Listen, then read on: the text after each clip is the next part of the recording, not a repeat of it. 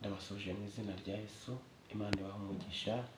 Ndaje ngo tuganire amagambo meza, amagambo y'Imana yanshize ku mutima uyu munsi, amagambo y'Uwiteka Imana yampaye, niyo nje ngo tuganireho mu izina rya Yesu. Reka dusenge Imana ibane natwe muri iri jambo. Imana nziza, Imana ikomeye, Imana yumva gusenga, turagushimye turaguhimbaje, wemeye kuturinda tutarabo kurindwa, nuhabwe icyubahiro, uri umukozi w'umuhanga. None rero tugiye kuganira ku magambo yawe meza, amagambo wanshize ku mutima. Ndakwinginze kugira ngo ururuke ubane natwe, abagiye kurikurikirana Nyiringabo, ndagira ngo ubagirire neza, ugira ahantu iri jambo ribakura, mu izina rya Yesu urakoze, amen. Reka turimbane umuririmbyi adufashe kumva iri jambo ry'Imana. Ni umuririmbyi wa 359 mu gushimisha Imana. Reka tumuririmbe igitero kimwe na refure. Iyo ninye ko kwizera kwanjye ari guke, kandi yongiye kuneshwa Yesu ni umfata, Yesu aramfata akankomeza, kuko ankunda bihebuje, Yesu aramfata. Amina, haleluya. Indirimbo igira amagambo meza ngo iyo ntinye ko kwizera kwanjye ari guke, ngo Yesu ni umfata. Nawe ndakwifuriza kugira ngo Yesu abe ari gufata ukuboko akugendeshe mu izina rya Yesu, kuko Yesu iyo agufashe ntabwo yakurekura, ariko wowe umufashe ukuboko ushobora kumurekura. Reka Yesu akugendeshe, reka Yesu abe ari gufata ukuboko. Niba kwizera kwawe ari guke, Yesu agufate muri uyu munsi. Amina. Reka tuganire kuri aya magambo yo muri Bibiliya Imana yanshize ku mutima. Ni ijambo riri muri Luka ibice 8, turahera ku murongo wa 44, turagarukira ku murongo wa 48. Reka dusome mu izina rya Yesu. Murongo wa 44 haravuga ngo nuko amuturuka inyuma akora ku nshunda z'umwenda we. Uwo mwanya amaraso arakama. Yesu arabaza ati, ninde unkozeho? Bose bamaze guhakana, Petero n'abagenzi be baravuga bati, erega databuja, abantu barakugose barakubyiga, nawe ukabaza uti ninde unkozeho? Yesu aramubwira ati, hariho unkozeho, kuko menye ko imbaraga imvuyemo. Nuko uwo mugore abonye ko adahishwa, aza ahinda umushyitsi, amwikubita imbere, amubwirira mu maso ya bose icyatumye amukoraho. Nuko akize muri ako kanya, Yesu aramubwira ati, mwana wanjye, kwizera kwawe kuragukijije, genda amahoro. Mwakire neza ijambo ry'Imana. Iri jambo ni ryiza. Ni ukuvuga ngo muri iyi minsi hari igihe tujya mu rusengero tugiye gusenga, nicyo bisobanuye. Twajya gusenga ariko tukajya gusenga turi abantu benshi. Ariko reka nkubwire, iyo tugiye turi abantu benshi, muri twe haba harimo umwe ushaka gukira. Ushobora kugenda urwaye, cyangwa se ufite ikindi kibazo. Ushobora kugenda ufite ubukene bwinshi, ukagenda uzi neza ko Yesu ari uri bugukize. Ariko iyo ugiye nta kwizera ufite, reka nkubwire, iyo ugiye nta kwizera ufite ntabwo wakira. Haba harimo umuntu umwe ushaka gukora ku nshunda za Yesu, hanyuma agakira.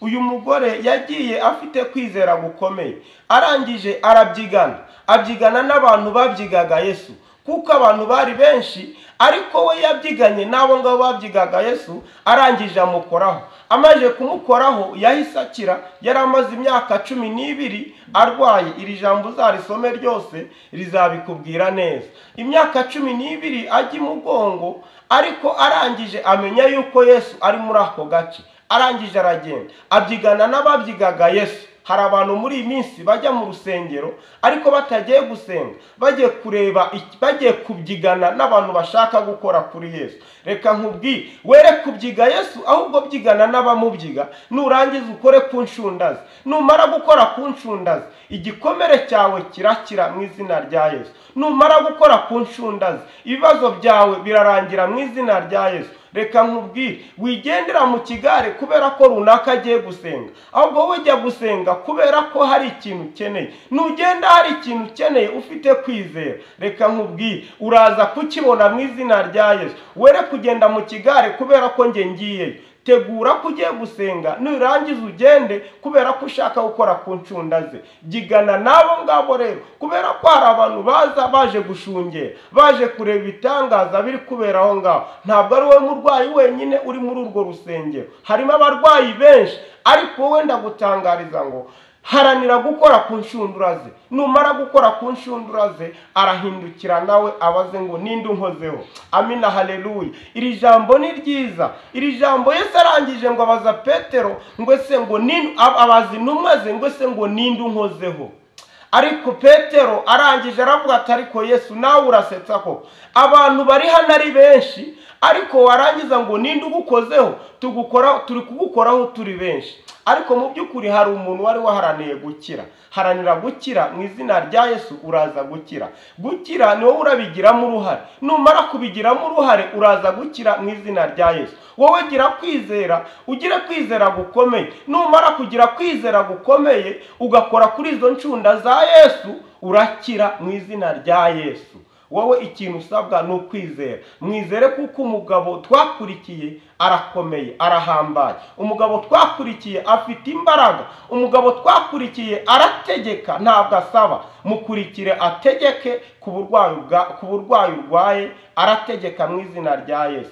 Mukurikire, arakoresha itegeko. Hari itegeko yakoresheje ageze kwa Lazaro. Yakoresheje itegeko, Lazaro ava mu gituro. Hari itegeko yakoresheje.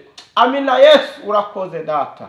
Hari itegeko Yesu yakoresheje akiza ibirema. Yesu yakoreshaga itegeko. Uyu munsi mwemerere ategeke ku kibazo cyawe, kiraza gukurwaho mu izina rya Yesu. Mwemerere akuyobore, mwemerere agufate ukuboko, mwemerere agendane nawe. Numara kumwemerera, umuririmbyi yarangije yuzura umwuka, arangije araririmba ngo ndetse n'umwana mutoya ntabwo azayoba inzira. Reka nkubwire, ntabwo wayoba inzira kubera ko umwami Yesu ari ugufasha ukuboko. Komeza inzira, komeza urugendo, komeza inzira watangiye, ntabwo uzayoba. Iyi nzira nubwo tubona irimo inzitane, iyi nzira nubwo irimo amahwa, ariko iyo wamaje kuyigeramo iraryoshye. Yesu araryoshye. Amina, Yesu urakoze. Warakoze kuba warampamagaye, nasanze uryoshye. Ndakwifuriza kuza nawe muri iyi nzira kuko Yesu araryoshye.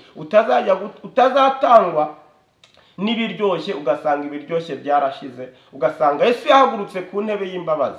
Mwemerere akicaye ku ntebe y'imbabazi, nawe akubature, ubaturwe uve muri ibyo byaha urimo. Numara kubaturwa, umwizere kuko arahambaye, azagukorera ibyo ukeneye mu izina rya Yesu. Iri jambo niryo mwuka yari yanshize ku mutima ngo tuganire, ariko mwemerere wowe mwizere gusa, ugende ubyigane na babandi bari kugendera mu kigare. Umuririmbyi arangije yuzura umwuka, arangije araririmba ngo bareke bagende ikivunge, ngo ariko ngo nibagera kuri Yorodani ngo hazambuka intwari gusa. Urakoze data, urakoze, urahambaye, kubera ko hazambuka intwari zasigaye. Bamuharanira kuba muri izo ntwarane, nawe wambuke mu ntwarane. Intwari kuko zizasigara hakuno ntabwo zizambuka. Haranira kuba intwarane, numara kuba intwarane uzagerayo amahoro. Imana ishimwe. Reka dusenge Imana, zamura kwizera. Numara kuzamura kwizera, dusenge Imana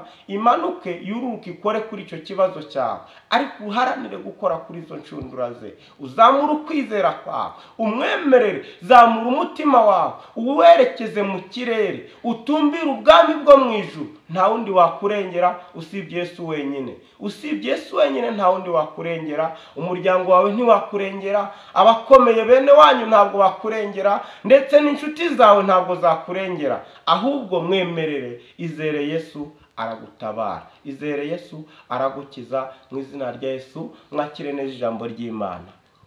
reka dusenge Imana hanyuma yururuke iri jambo irishimangire mu mitima yacu. Nimara kurishimangira mu mitima yacu, turakurikira Yesu, niturangiza tumukoreho, tureke kumubyiga ahubwo tumukoreho mu izina rya Yesu.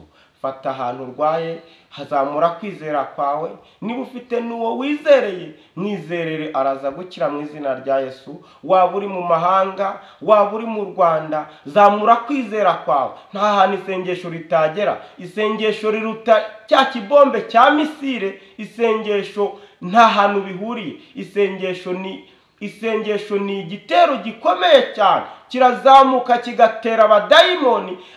Nukuvuga ngo iyo uteye haleluya ugatera haleluya imwe, nukuvuga ngo dayimoni haleluya imwe yirukana dayimoni muri metero 300.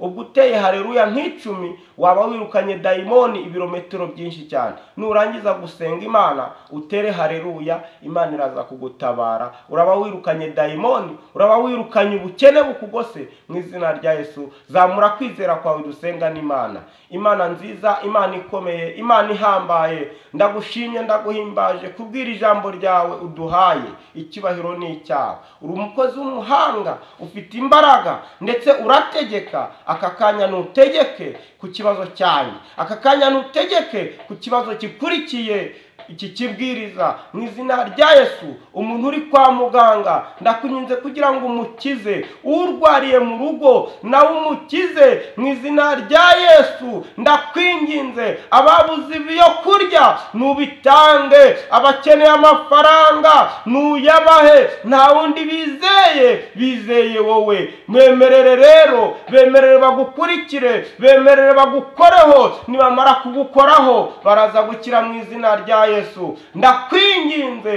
kugira ngo ubakize, ukoreshe itegeko ryawe. Rambura ukuboko kwawe ubakoreho. Urwaye umugongo uwukoreho, urwaye umutima uwukoreho mu izina rya Yesu. Urakoze urakarama. Amen. Ndabakunda. Hanyuma kugira ngo mukomeze mushyigikire umurimo w'Imana, mukande subscribe, munasharinge kugira ngo ubutumwa bwiza bukomeze bwamamare ku isi hose. Shalom.